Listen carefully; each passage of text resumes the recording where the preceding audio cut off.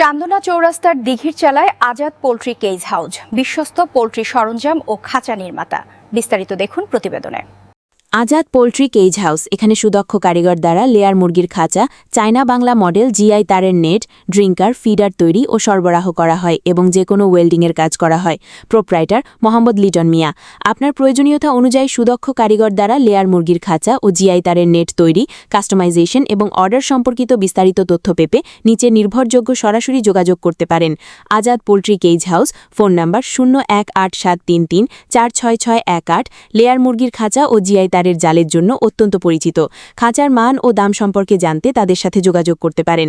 Azad poultry cage house সুদক্ষ কারিগর দ্বারা তৈরি মজবুত ও দীর্ঘস্থায়ী পোল্ট্রি খাঁচা পেতে এই প্রতিষ্ঠানটির ওয়েবসাইটে ঘুরে আসতে পারেন। স্থানীয় পর্যায়ে জিআই তারের নেট, অটোমেটিক ফিডার ও লেয়ার মুরগির খাঁচা তৈরি নির্ভরযোগ্য একটি মাধ্যম। আপনার লোকেশন অনুযায়ী সুনির্দিষ্ট কোনো কারিগর বা স্থানীয় ওয়ার্কশপের ঠিকানা টিএনটি গেটের পশ্চিম পাশে, ময়মনসিংহ রোড, দিঘির চালা, চান্দনা চৌরাস্তা, গাজীপুর। আমাদের দেশে প্রাণীজ আমিষের অভাব খুবই প্রকট। আমিষের এ অভাব মেটাতে মুরগি পালনের উপর সর্বাধিক গুরুত্ব প্রদান বিশেষ জরুরি।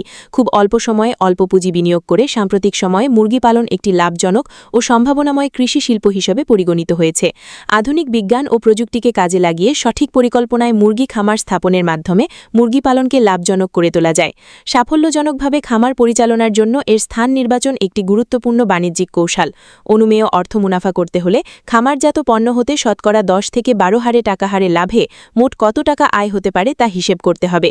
বর্তমান বাজার দরে কতগুলি ডিম বিক্রি করলে এ নির্দিষ্ট পরিমাণ টাকা আয় করা যায় তা হিসেব করতে হবে। একটি উদাহরণ দিলে বিষয়টি পরিষ্কার হবে।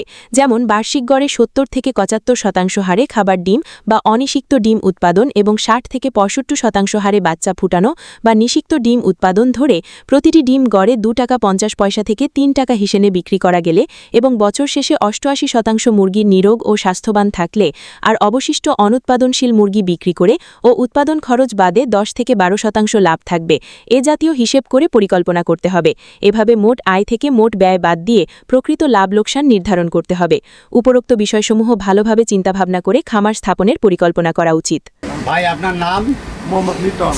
আচ্ছা লিটন ভাই, আমরা এই যে দেখতেছি মুরগির খাঁচা বানাচ্ছেন এবং বিভিন্ন জায়গায় তো সেল দিচ্ছেন নাকি? জি জি। হ্যাঁ, কীভাবে সেল দিচ্ছেন একটু আমাদেরকে বলবেন।